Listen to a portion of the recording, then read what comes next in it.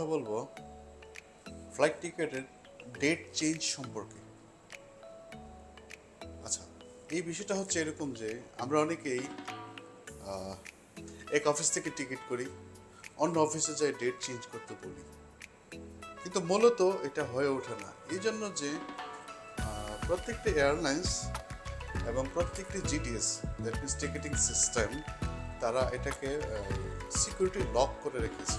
এই জন্য যে যে আমার অফিসের টিকিট যদি অন্য কোনো অফিসে ওপেন করতে পারে, তাহলে যে আমার প্রাইভেসি লিক হয়ে যাবে, যে আমি আমার কাস্টমারকে কী সার্ভিস দিলাম, কীভাবে দিলাম, এটা উনি জানতে পারবেন।